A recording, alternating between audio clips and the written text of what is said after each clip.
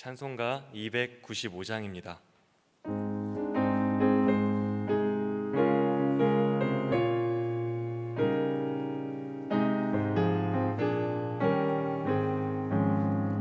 큰 죄에 빠진 나를 주 예수 건지사 그 넓은 은혜 품에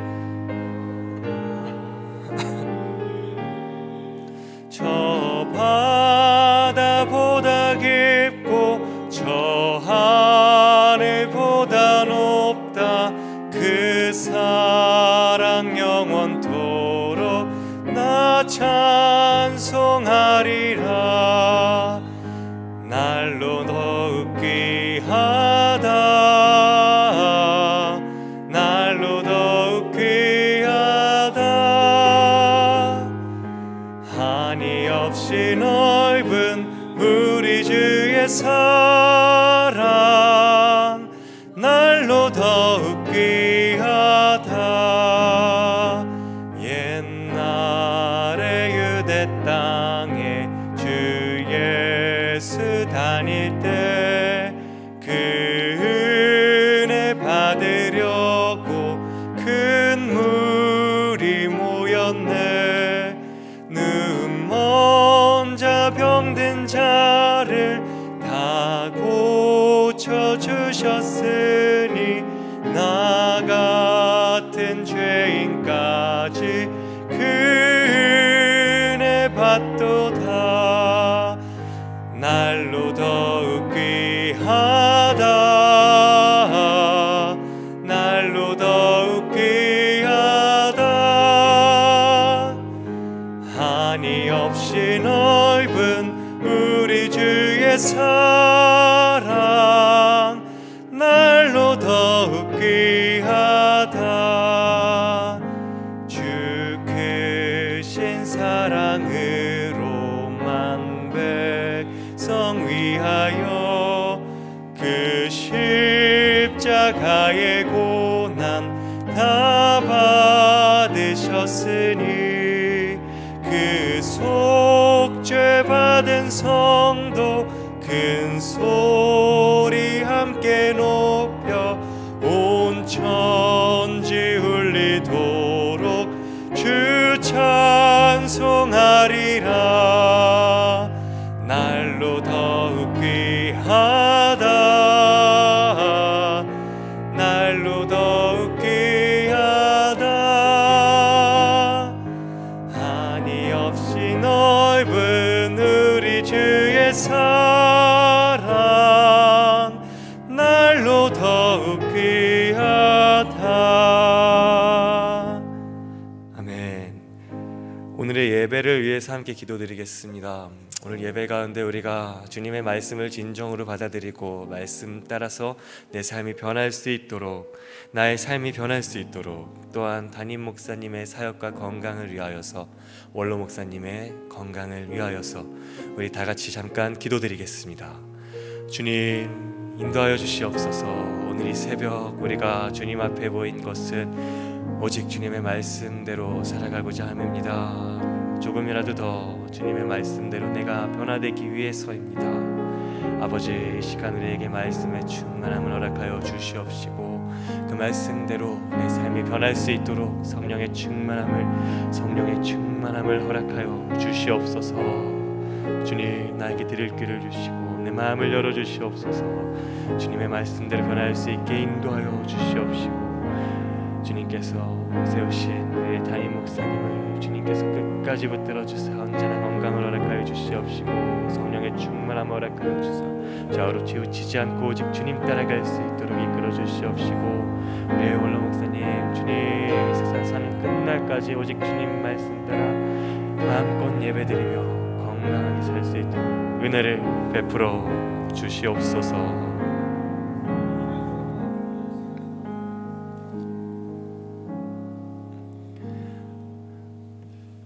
하나님 아버지, 우리가 오늘 주님 앞에 모인 것은 오직 주님의 말씀을 듣기 위함입니다. 주님의 말씀으로 채워지기 위함이며 우리가 주님의 말씀대로 살아가고자 함이니 주여 이 시간 우리에게 살아있는 말씀을 허락하여 주시옵시고 주님의 말씀대로 오늘 하루의 내 삶이, 앞으로 펼쳐질 나의 모든 삶이 그 말씀대로 변해가고 따라갈 수 있도록 주여 이끌어 주시옵소서. 예수님의 이름으로 기도드립니다. 아멘. 네, 함께 말씀 읽으시겠습니다. 하나님께서 오늘 우리에게 주신 말씀 시편 65편 11절에서 13절까지입니다. 시편 65편 11절에서 13절까지입니다.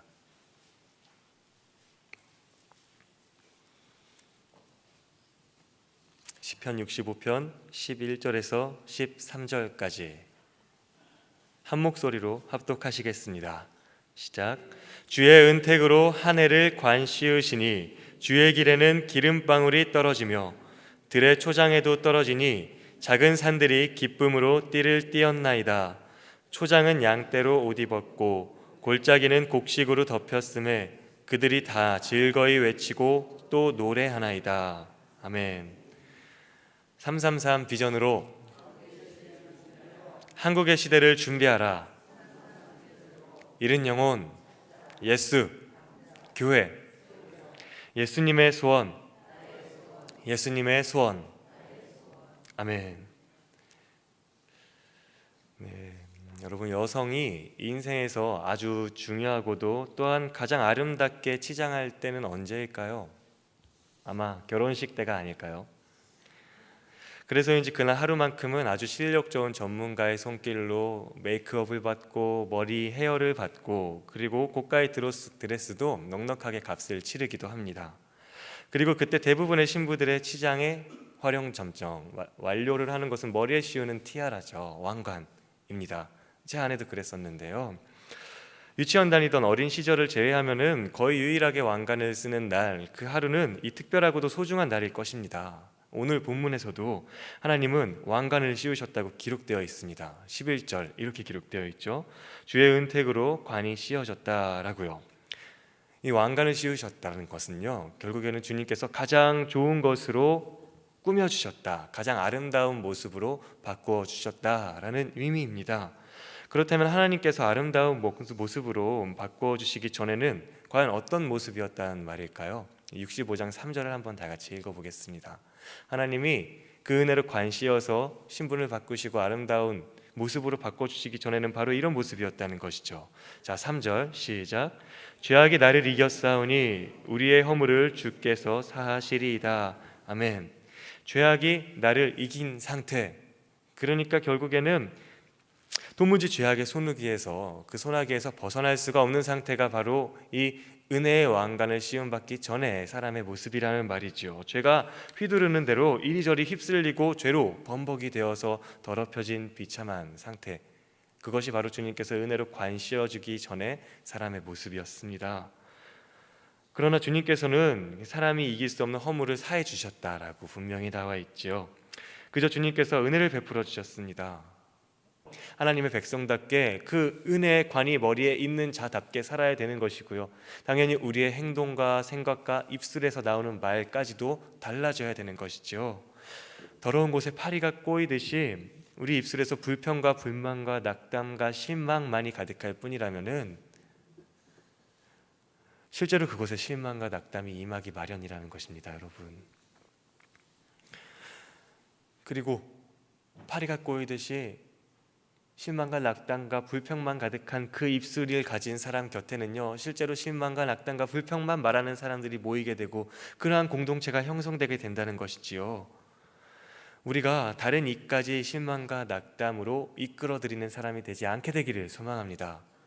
우리는 오직 풍요와 기쁨과 찬송의 자리로 그들을 초대하며 함께 찬송할 수 있게 되기를, 온 세상이 예루살렘을 세운 그 주님의 은혜를 찬송하게 되기까지 우리가 주님의 길을 걸어가는 자들 될 수 있게 되기를 간절히 소망합니다. 이렇듯 주님께 관시움 받은 자가 가는 곳마다 13절에 나온 것처럼 초장이 받았던 복을 받게 됩니다. 그리고 그 기름방울이 떨어졌던 초장은요, 자신만 양떼로 옷 입은 것처럼 뒤덮이고 곡식으로 풍요로워지는 그 복을 누리는 것이 아니라 자신 또한 그 옆에 있는 작은 산들에게 그 은혜를 전파하게 됩니다. 자, 12절을 한번 같이 읽어보시겠습니다. 12절입니다. 시작. 들의 초장에도 떨어지니 작은 산들이 기쁨으로 띠를 띄었나이다. 아멘. 들의 초장에 그 기름방울이 떨어지니까 그 곁에 있던 작은 산들이 기쁨으로 띠를 띄었다라고 기록이 되어 있는 것이죠.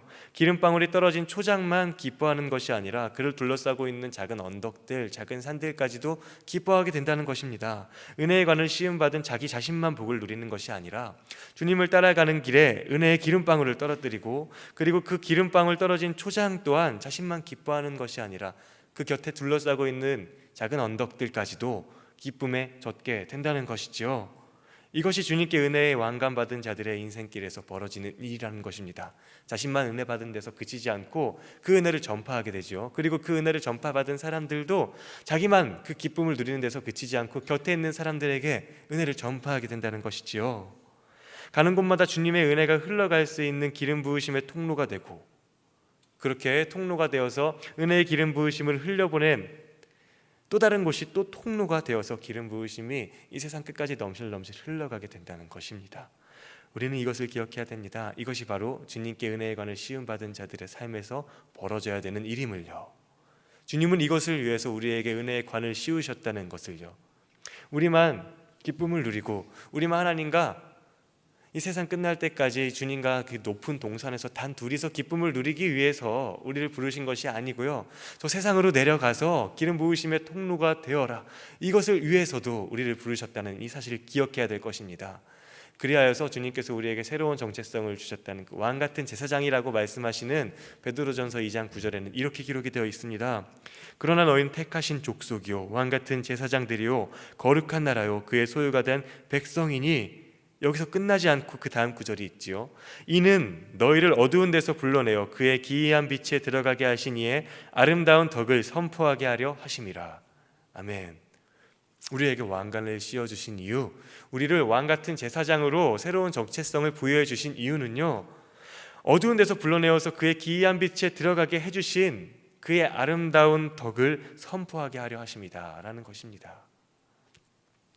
우리에게 새로운 신분을 주신 이유, 그것은 그의 아름다운 덕을 선포하게 하여서 우리만 기름 부음 충만한 상태로 지내게 하려는 것이 아니라 우리의 주변, 우리의 모든 아는 사람들과 내가 있는 그 모든 곳에서 주님의 기름 부으심을 흘려보내 푸른 초장이 받았던 그 풍성한 결실을 맺는 복을, 찬송이 끊이지 않는 기쁨을 가는 곳곳마다 전하게 하기 위함이라는 것이죠. 이 말씀 기억하면서 우리가 오늘부터 걸어가게 될 모든 인생길, 내가 있는 모든 곳에서 주님의 기름을 뚝뚝 떨어뜨리는 주님의 왕관 시음받은 자 되기를 간절히 소망합니다. 또한 우리의 목장을 통하여서 그러한 은혜가 전파되기를 간절히 원합니다.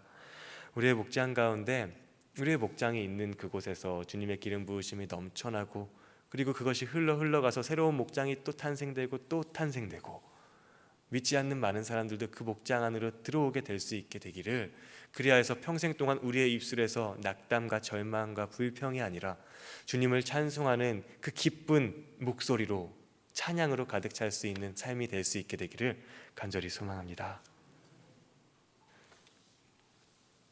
기도드리겠습니다. 여러분,